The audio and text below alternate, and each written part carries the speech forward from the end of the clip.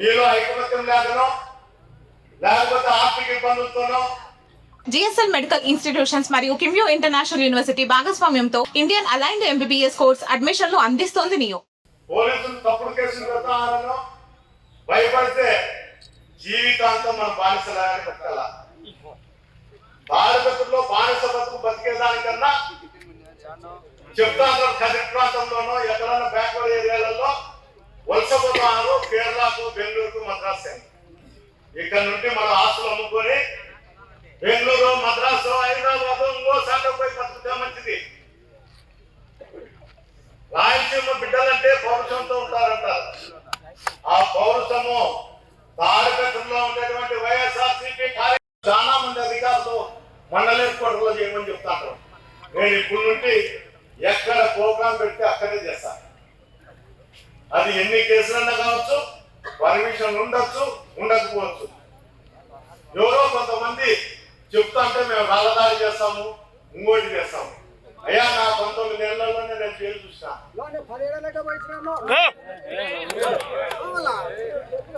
ఎన్నో కేసులు ఉన్నాయి.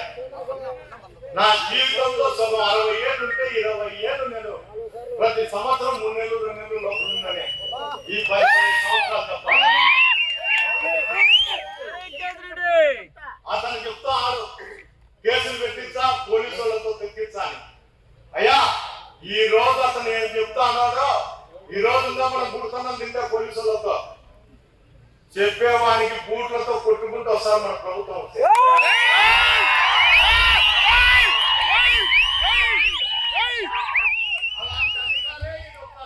ఉండాలి, ఆయనే చూసుకుంటాలే, మన ఇంట్లో మనం ఉందాం అనేది కాదు.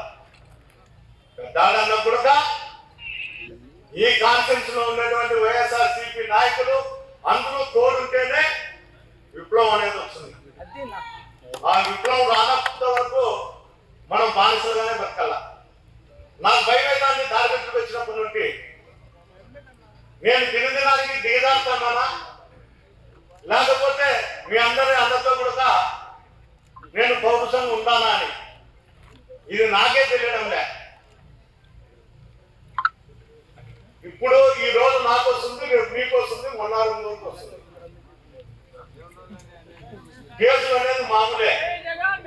రాజకీయాల్లో వచ్చినప్పుడు ప్రతి ఒక్కరికి కూడా కేసులు అనేది ఉంటానే ఉంటాయి. కేసులు భయపడా లేకపోతే మనల్ని తెలంగాణ వచ్చి పోలీసు వాళ్ళు విధిపోతారు. విధకపోతే మనకు ఎవరు తోడు ఉంటారని. ఎవరు తోడు ఉండి లేకపోని ఈడ నేను ఒకనున్నా అని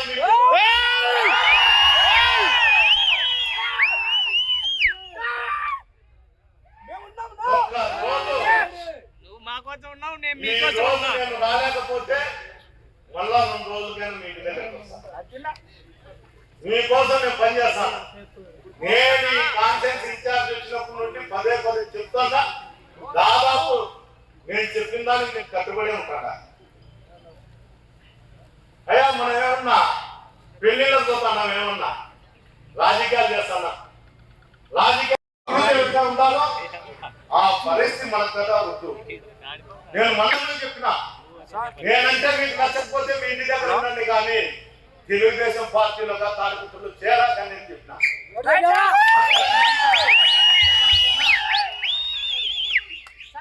అంత నీచమైన బతుకు బతికేదానికన్నా ఎవరింట్లో పాలే పని చేసేది మేలు. పక్కింటాయో నీళ్లు వచ్చేనే కొట్లాడతారు. ఈ విధవులు అక్కడో అమ్మను బాధలు తిరుగుతాంటే పడుతుంటారు. ఆ బతుకైతే మీకు ఉండకుండానే నేను కోరుకుంటాను.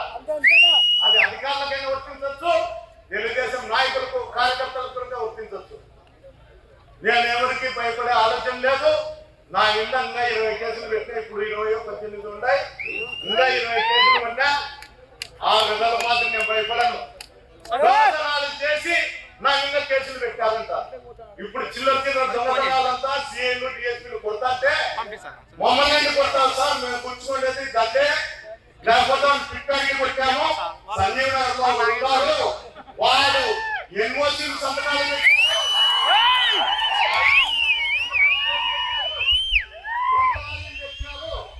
వాళ్ళ దగ్గర లెక్కుందని మీరు ఎవరు కూడా కొట్టరు, తిట్టరు. మేము చిన్నదో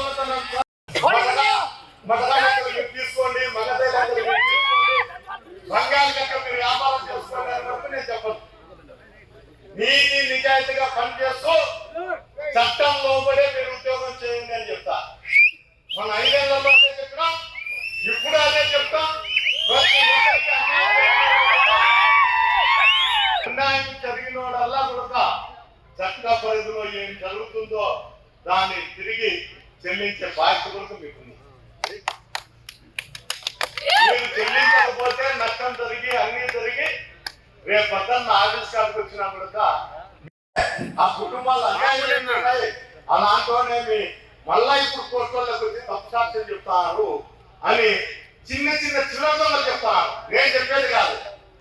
నేను చెప్తా అంటే ఏమనుకోవచ్చు, నాకు సరిపోదో ప్రతిపక్షంలో ఉన్నాను అందువల్ల చెప్తాను. అందులో కూడా వాళ్ళు కూడా పెట్టే కోరుకున్నాను. నేను వచ్చినప్పటి నుండి కోరుకుంటాను.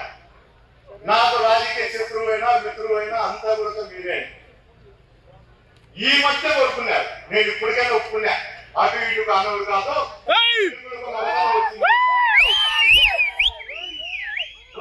ఈ మధ్య ఇద్దరి కోసం మొదటి వచ్చింది లేక కోరుకున్నారు శభాషని.